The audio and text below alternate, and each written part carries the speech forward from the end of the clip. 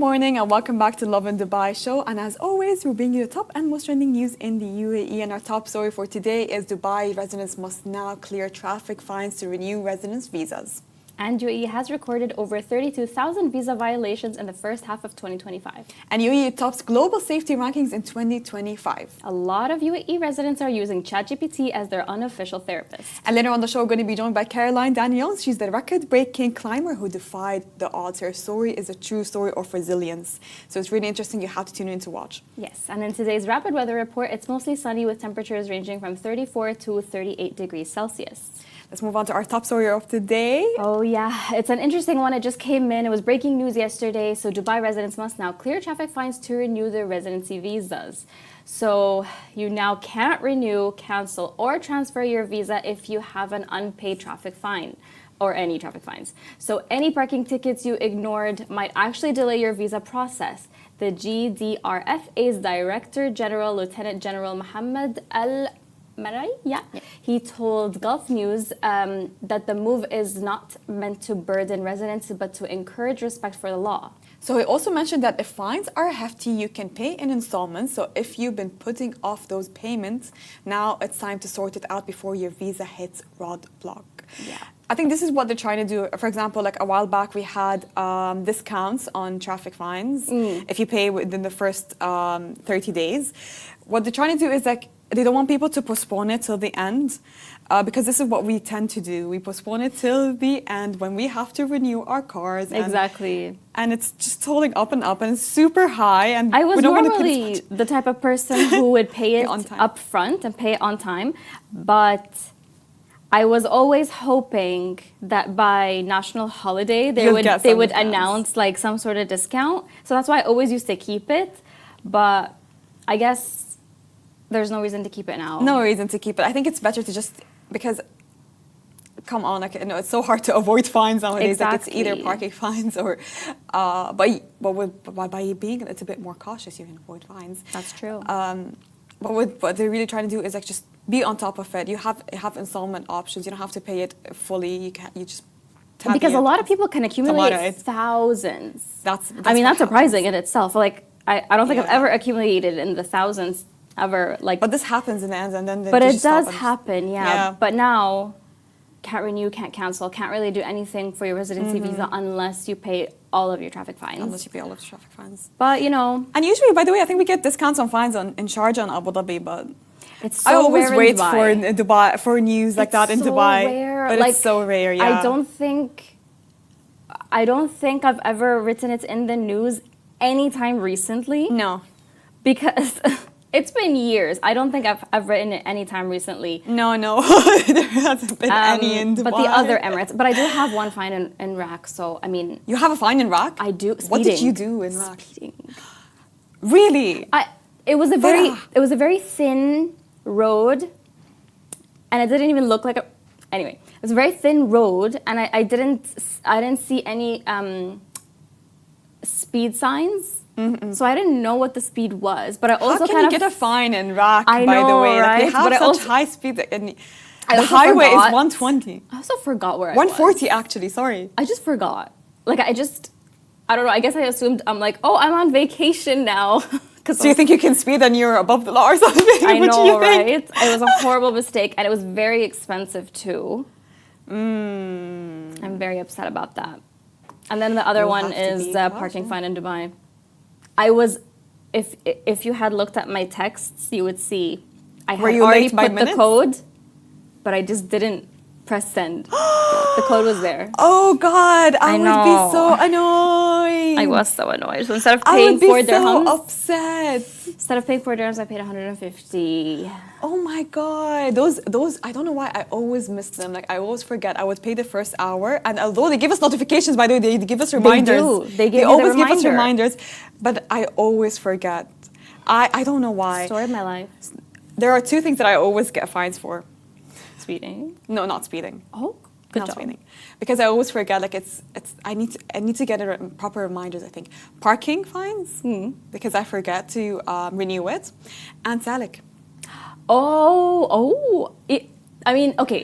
Salik, I understand because they do only send you that one reminder when you hit 30 dirhams or less. Yeah. But it's only one. One you reminder, get yes. one chance. And I always forget about Salik, and I forget about those peak hour extra charges. Oh, yes. Oh, I hate that. And then I know they give you like 5 days for you to add on to your Salik credit. But you know what? I always postpone it. I'm like, you know what? Tomorrow is fine. Tomorrow is fine. Next morning's fine. At night is fine. So what happens? Speaking of which, today's the 24th, which means today we have to do our expenses. Oh, and I thank will you for the forget. reminder. We'll remind each other. We'll remind each other. We'll remind each other.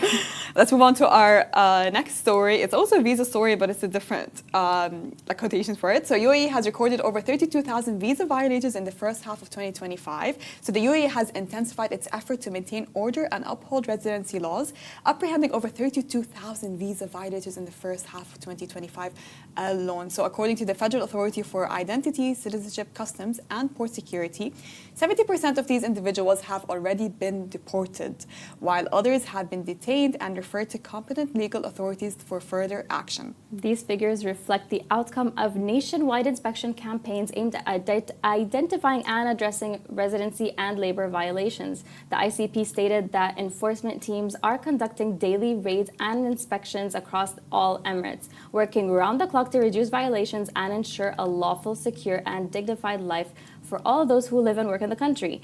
The UAE reiterates that anyone found residing or working illegally will face strict legal consequences, including detention, fines, blacklisting, and deportation. So authorities are urging all residents, visitors, and employers to comply with the country's residency regulations to avoid legal action. So the crackdown is part of the UAE's broader strategy to regulate its labor market, preserve public safety, while ensuring that those who contribute legal to the country's growth can do so in a structured, protected environment. I think that's a really important one. That people, I feel like, sometimes they don't forget this. You can't forget something like that. Yeah. But a lot of people think that there's going to be a lot of leeway when it comes to something like this, or like not having the proper visas done. But no, there's actually really strict consequences for something like that. And I think it's just to make sure that we're all living in a safe environment. It's really important to know who's residing, who has visa, who's staying like a longer time, because it's just for protection. It's not like they're just removing people from the country. It's not like they're telling residents to leave or something. Like it has nothing to do with that. It's all about safety at the end of the day, so you can have rights. Yeah, you have rights if you're a resident. And to maintain that everyone here is part of the growth of the UAE. Exactly. Enjoying the safety of UAE, which leads us to the next story. Oh, yes. I love that story. The UAE tops global safety rankings in 2025. This is no shocker. There is officially no safer place to be than the UAE. It had just been ranked the safest country in the world according to the Safety Index by Country 2025 mid-year from Nombu. So with a score of 85.2, the UAE has overtaken Andorra and outperformed 147 other countries to claim the top spots. So the index measures key factors like crime rates, safety while walking alone at night, and public confidence in law enforcement. So since the beginning of 2025, the UAE score has risen steadily, a sign of consistent improvement in national security and public safety initiatives. Home to over 200 nationalities, the UAE continues to prove itself as a global hub where people from all walks of life can live, work, and thrive safely. Experts credit the country's strong legal framework, advanced surveillance systems, and rapid emergency response a contributing factor. So whether you're walking alone at night in Dubai or commuting in Abu Dhabi, the data shows that the UAE offers a level of safety that few places in the world can match.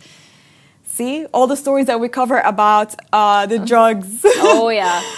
The smuggling of drugs. Everyone's being caught. The visa violations. The visa violations.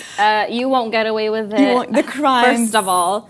But second of all, getting caught within hours, within days, no longer that it adds to the safety of the country. Exactly. And that's, I feel like, what people really love about living here. What they love the most about living here is the fact that it's safe. A lot of people want to raise their families here, and they escaped a harder life with a lot of crime, theft, all of that stuff in different parts of the world. And they come and live here because they don't have to worry about that. They don't have to look over their shoulder as much. Literally. Dubai provides such a safe environment to be where you can live very comfortably, Literally, and raise your exactly. kids in a very safe environment. I agree with you. And how privileged are we to never have to experience that? Like we grew up here in the UAE. You grew up here in the UAE, Yeah. and we only knew safety our entire life. Exactly. And it's so we need to be a little bit more appreciative of how we're so spoiled to the point when we travel abroad. It's like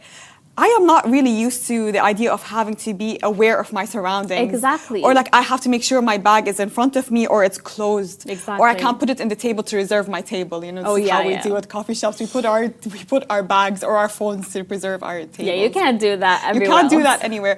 But if you think about it, this is coming from a privilege. Exactly. It's a privilege, and it's something that we're so used to. We're so used to it. And it's becoming part of our habits. we need to be careful when we're traveling. That's the whole point. Yeah, because we need to will, be careful when we travel. You exactly. could forget, but that's the main thing that you have to remember is that obviously because Dubai provides such a safe environment, don't take advantage of that so much where you become part of the problem. Yeah. So like, okay, it's fine. Like if you know you're in a safe place, you want to book a table or reserve your table by leaving your stuff, that's completely fine because you know it's going to be safe. But let's not overdo it because I feel like this is where we become a little bit complacent.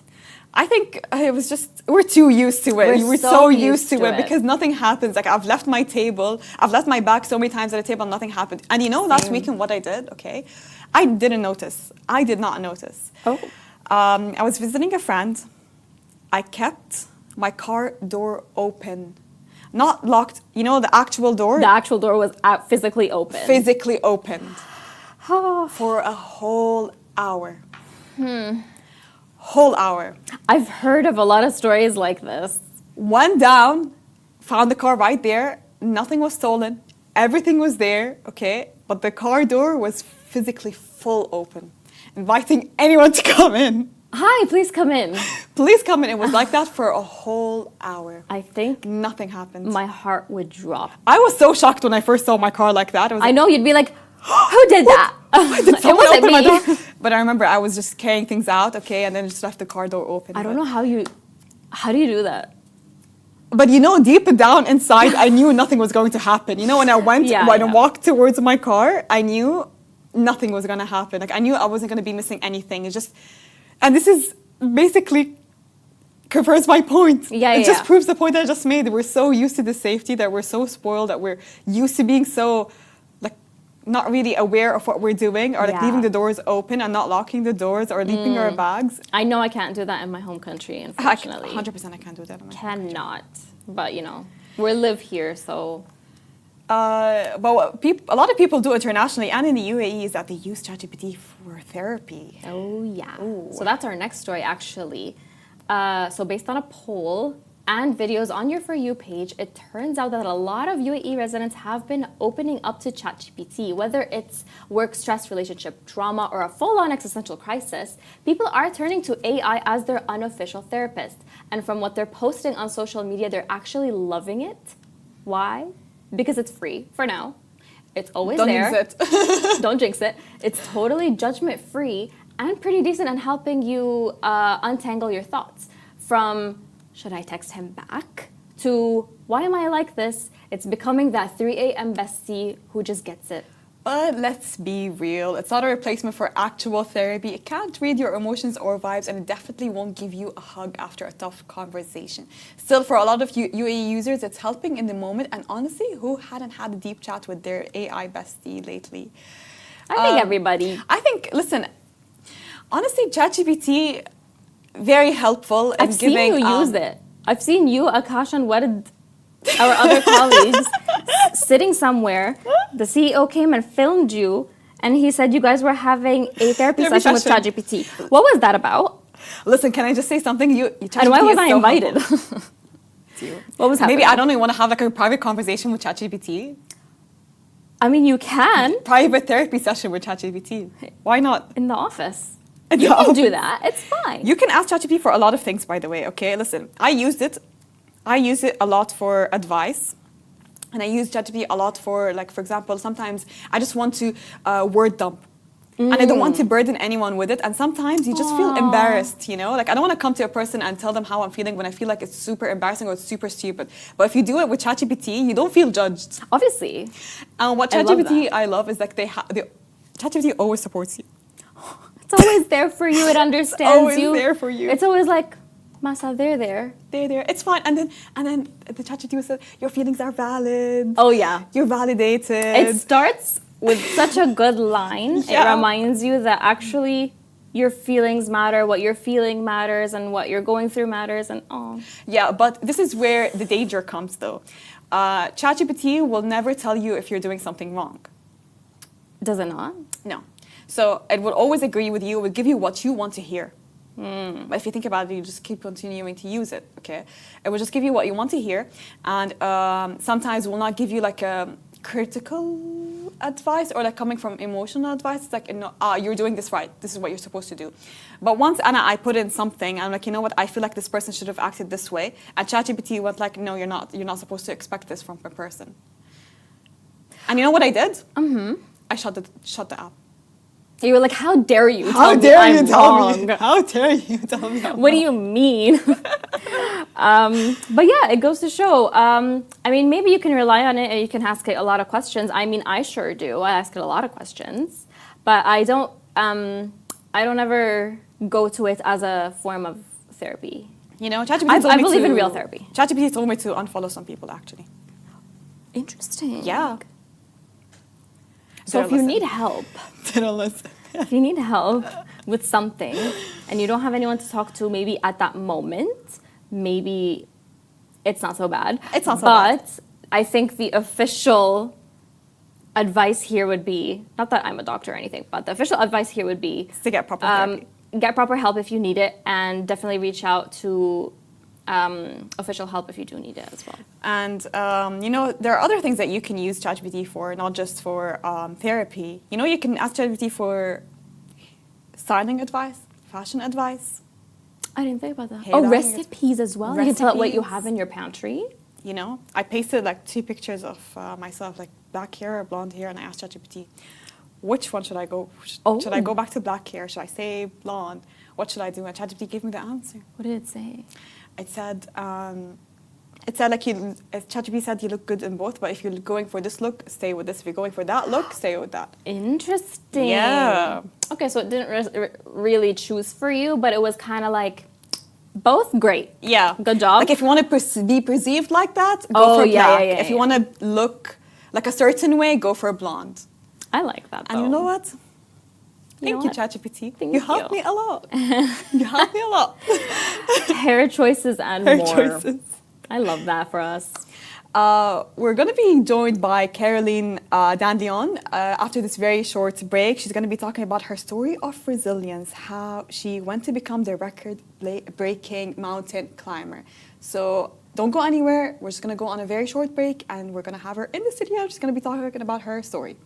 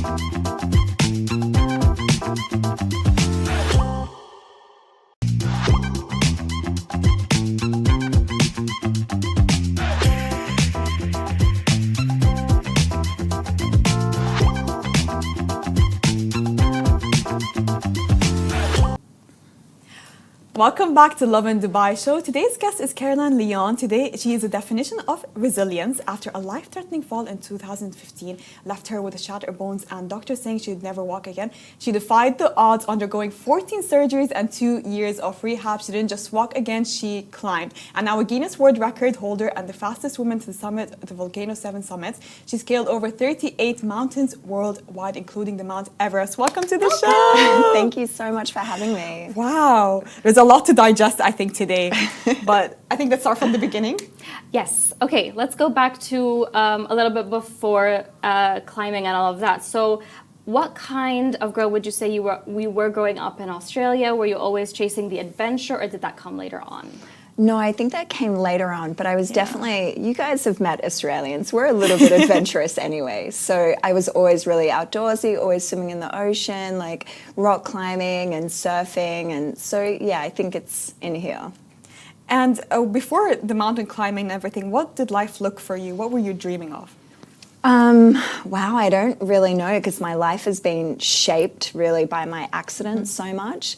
But I think before I was just really casual, just like everybody else, just, you know, like trying to have a good life and traveling and very chilled, not like it is now, I promise.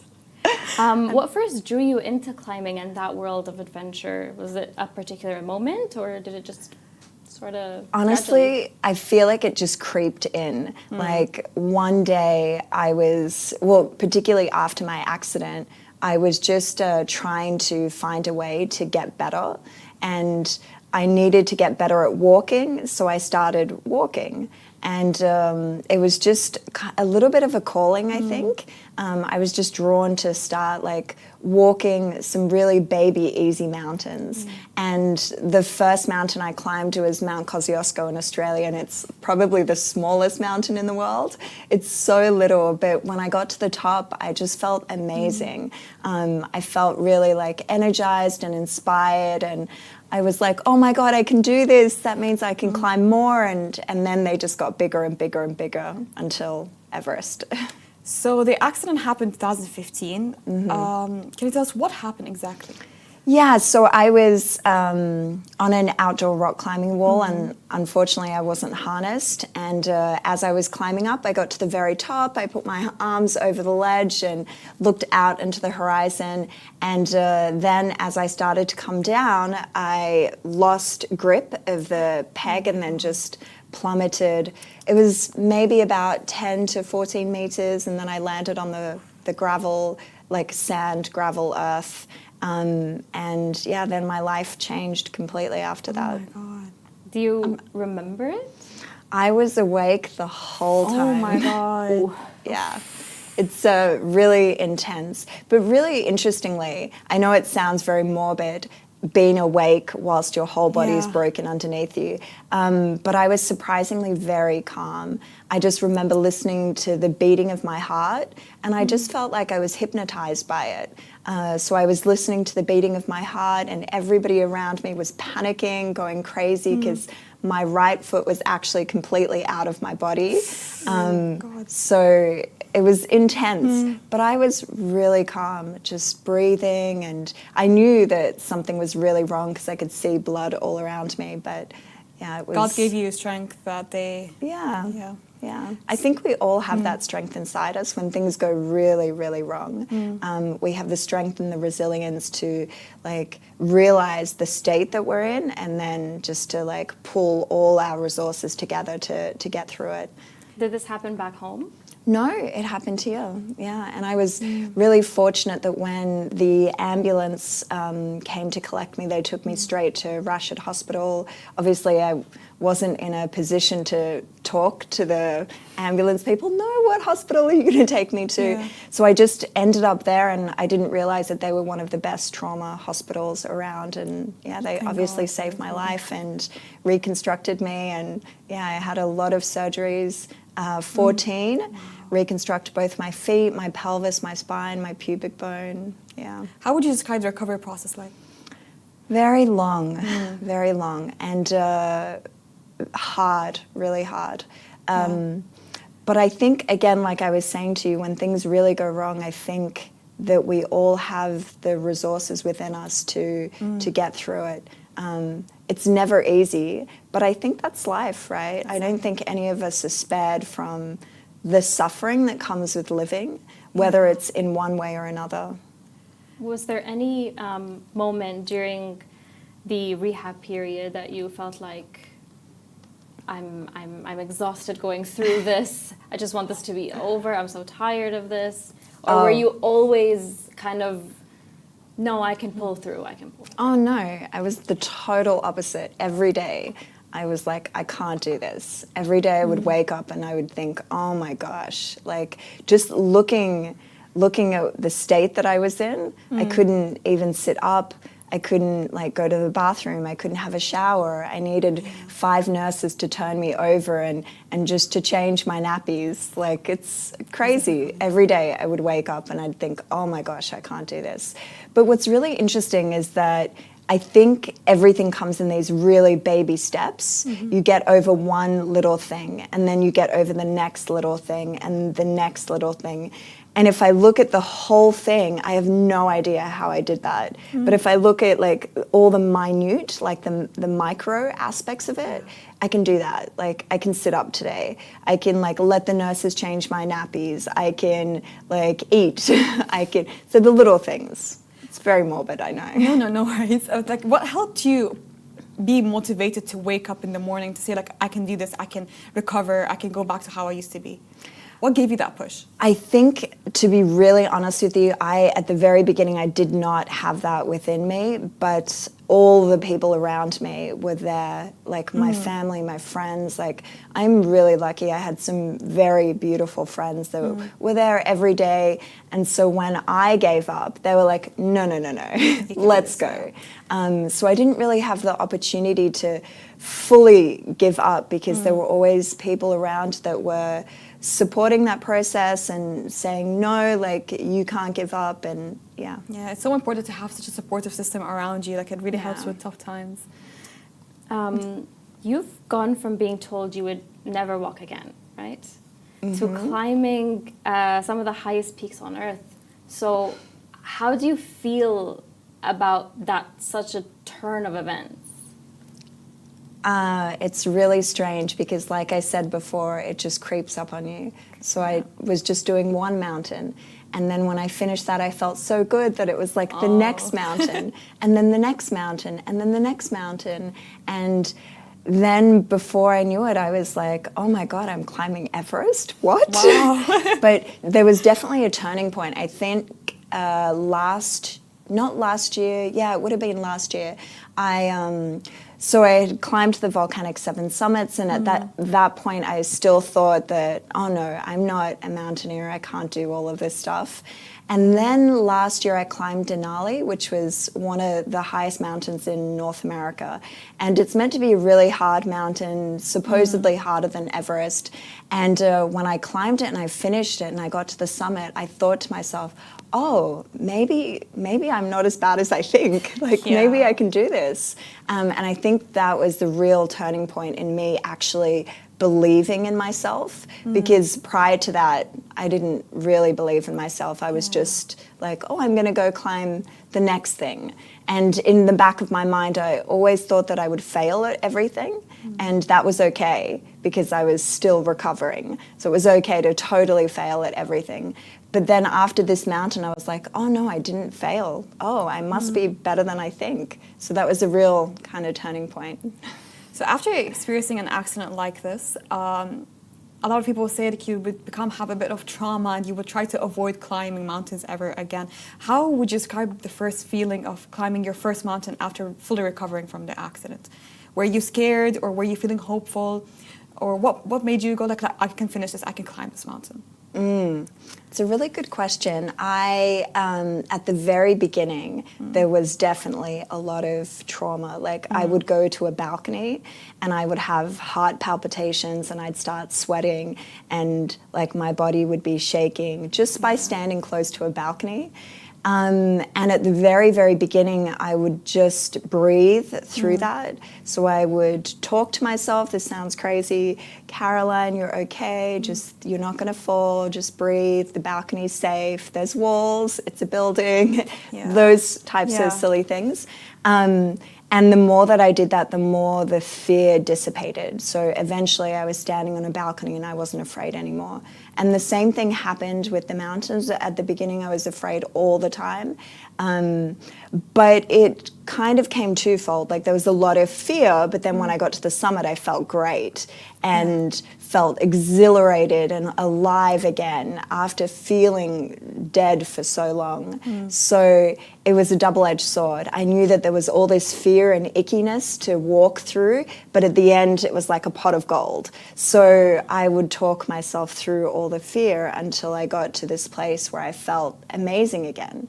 And over a period of time, the fear got smaller and smaller and smaller and smaller and smaller until I didn't really have a lot of fear left, which is really nice. What a not strong to freak woman, out. really. That's so impressive. It's actually so inspiring. I wanted to ask, so usually there's a lot of prep work that goes into before climbing something like Mount Everest. Did you have like specific training before doing something like that, or did you already have a lot of experience climbing mountains from before? I definitely had a lot of experience, but I think it's really important to never underestimate a mountain, especially Everest. It's notorious for having a lot of bodies up there, a lot of people that lose their lives climbing it. So I think when I decided very quietly about a year ago, about this time last year, that I was going to go climb Everest. And then I just very quietly started really working as hard as I could. So I was training like 2 to 3 hours a day, watching what I was eating, going outside, running, training in the gym, going to the mountains, climbing as many mountains as I could, doing more courses because I suffer from the thing that many women have where I never think that I'm good enough and I always have to do more and more and more and more to prove myself, like the imposter syndrome. So I prepared a lot and Can you tell us a little bit about Mount Everest? Because we've heard stories, we've seen videos of Mount Everest. And to us, it's like a scary mountain. Like I never want to go there. You know, like as soon as you go higher, oxygen level decreases. So at that moment, is it that are you pushed with adrenaline or with the support, or what makes you continue? Because it's it's an easy climb. Mount Everest is like one of the hardest mountains to ever climb. It's definitely tough, that's for sure. Yeah. I would, for anybody who's interested in climbing it or going there, it's so beautiful. Yeah. But it is tough, so I would definitely not underestimate it. But I think, to be really honest with you, it's so majestic. There are parts of it that are just breathtakingly beautiful, particularly when you get to like the south summit, so you're almost at the summit. I remember turning around and the sun was starting to rise and I could see the arc of the earth behind me and the moon was just huge and there was this star. And Lhotse was in the background and it looked like this giant stegosaurus, like this dinosaur. And it was so beautiful. I've never seen anything so stunning in my life. Your breath is taken away by how majestic and beautiful it is. And very dangerous at the same time. Yeah. But it's very beautiful. So how are you prepared for it? Like if God forbid you encounter anything dangerous, how are you prepared for it? There's Fortunately on Everest, depending on what climbing team you pick, there's a Yeah. lot of support. So I was really lucky. I was climbing with an amazing Mang Mingdorji, who was my Sherpa the whole time, and I really grew to rely on him a lot, because just like when you're climbing alone, it's a little bit different. You definitely feel more fear. But if you have a climbing partner, it feels like, oh, I have a friend that's with me. Everything's fine. Yeah. They know what they're doing. So you just feel a little bit more reassurance. So there's definitely lots of support, which is great. So you've now climbed over 38 mountains. You've broken records and defied all odds.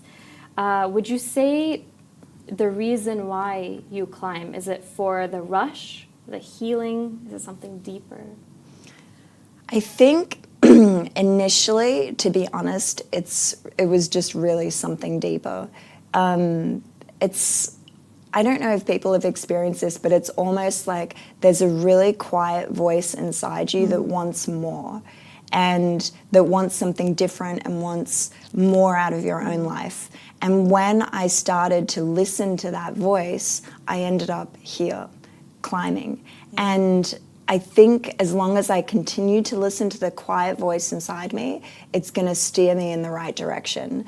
So it's definitely not a rush, because a lot of the time it's really hard and it's quite grim, and you're sleeping in tents and you don't really have a lot of clothes to change into, and there's not a lot of showers, and you don't have all the luxuries of life, and it's really cold.